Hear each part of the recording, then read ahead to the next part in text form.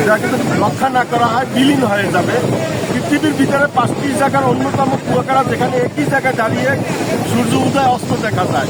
বাংলাদেশের ভিতরে এই কুয়াকাটাই সবচেয়ে সহজ এবং আসার জন্য খুবই সহজ পথে আসা যায়। এই কুয়াকাটা যে হারে ভাঙন ধরেছে তা অচিরেই নষ্ট হয়ে যাবে, বীজ থাকবে না। এটা রক্ষার বিকল্প নাই। মাননীয় প্রধান উপদেষ্টার হস্তক্ষেপ কামনা করি, তিনি অতি সত্ত্বর এই বীজকে রক্ষার জন্য যথাযথ ব্যবস্থা নেবেন। কুয়াকাটায় আমরা দেখতে পাই যে এখানে পর্যটকরা আসেন খুব স্বাচ্ছন্দ্যে। বাংলাদেশে আরো পর্যটন কেন্দ্র থাকলেও সৈকত হিসেবে কুয়াকাটাকে পর্যটকরা বেছে নেন, কারণ এখানে এসে একটা প্রশান্তি পাওয়া যায়, আলাদাভাবে একই জায়গায় দাঁড়িয়ে সূর্যাস্ত সূর্যোদয় দেখা যায়। অথচ এই সৈকতটি রক্ষায় প্রশাসনের তেমন কোনো উদ্যোগ চোখে পড়েনি। দিনে দিনে এগুলো বিলীন হয়ে যাচ্ছে।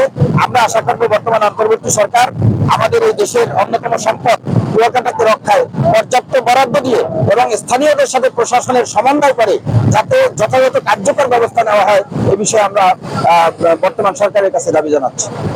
এখানে বাজে সূর্যোদয় এবং সূর্যাস্ত দুটিই দেখা যায়, যেটা সারা পৃথিবীতে বিরল। এই কুয়াকাটাকে নিয়ে আমরা গর্ব করি, আমরা গর্বিত।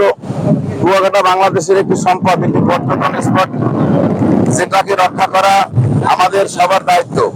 আমরা ইতিপূর্বে দেখেছি কুয়াকাটা সমুদ্রের কাছ থেকে রক্ষার জন্য অপরিকল্পিতভাবে বিগত সরকারের আমলে অপরিকল্পিতভাবে এখানে জিও ব্যাগ এবং ভাঙন রোধের জন্য ব্যবস্থা নেওয়া হয়েছে, কিন্তু সেটা পর্যাপ্ত নয় এবং পরিকল্পিত ভাবে করা হয় নাই।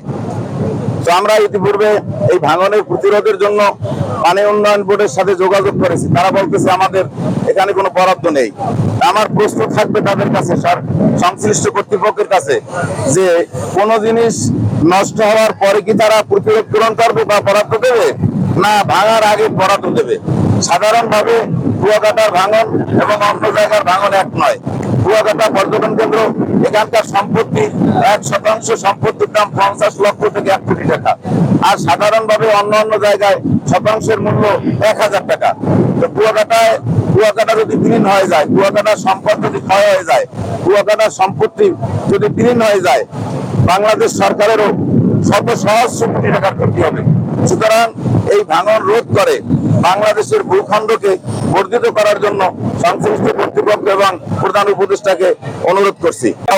পর্যটন বাঁচাও এই স্লোগানকে সামনে রেখে বিএনপি, জামাত সহ কুয়াকাটার স্থানীয় বিভিন্ন সংগঠন, বিভিন্ন পেশাজীবী, ব্যবসায়ী, ছাত্র, শিক্ষক, আপামর জনসাধারণ আজকে এই মানববন্ধনে অংশগ্রহণ করেছে।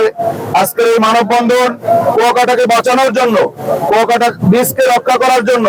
আজকে আমরা যখন ছোটবেলায় কুয়াকাটা আসতাম এই বেড়িবাঁধ থেকে, তখন 1-1.5 কিলো আমাদেরকে হেঁটে যেতে হতো বীজ পাওয়ার জন্য। এরপর বীজ ছিল প্রায় আধা কিলোর মতো চওড়া, এরপরে আমরা পানি পাইতাম।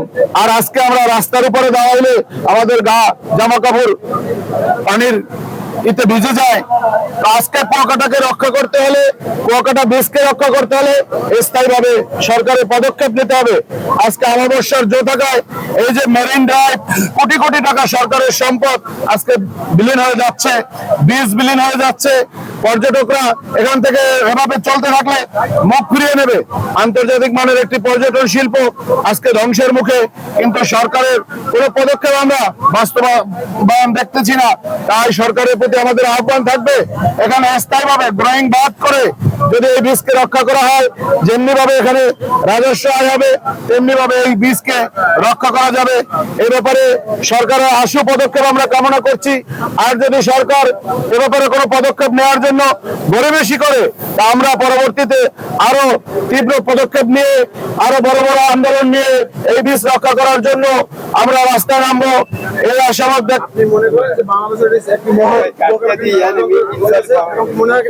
আমরা মনে করি যে কক্সবাজারে যে পর্যটন শিল্প আছে, কক্সবাজারের সংশ্লিষ্ট যে সকল নেতৃবৃন্দ আছে, তাদের কোনো যোগসাজশ হতে পারে, যে কারণে আজকে কুয়াকাটার দিকে সরকারের দৃষ্টি নাই।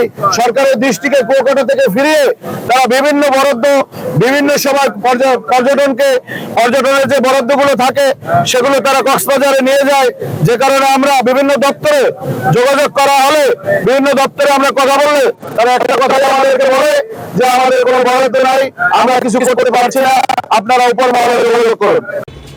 বঙ্গোপসাগরের সৃষ্ট লঘুচাপের কারণে আমাদের কুয়াকাটা শোরলাইনে, সমুদ্র সৈকতের শোরলাইনে ব্যাপক ভাঙন সৃষ্টি হয়েছে, যেটা আমরা অবগত আছি। আমরা উপরস্থ কর্মকর্তাদেরকে অবহিত করেছি এবং তাদের নির্দেশে আমরা এই শোরলাইন ভাঙন প্রতিরোধে আজকেই আপৎকালীন জরুরি কাজ শুরু হবে।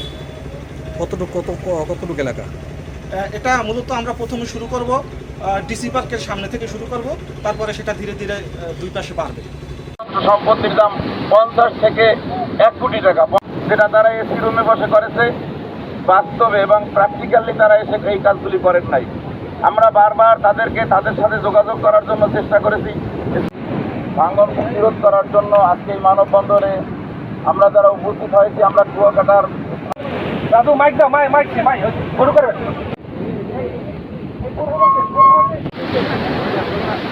ব্যানারগুলোর তো দেখাটা কি আছে?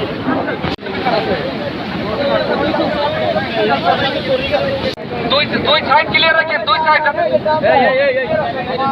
দিক থেকে নেব। আপনারা দক্ষিণ পূর্ব যাবেন, যে এইখানে আছেন।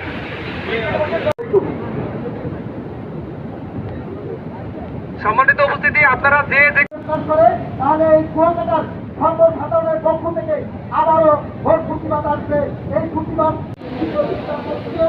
আমরা অনেক পরিমাণে করে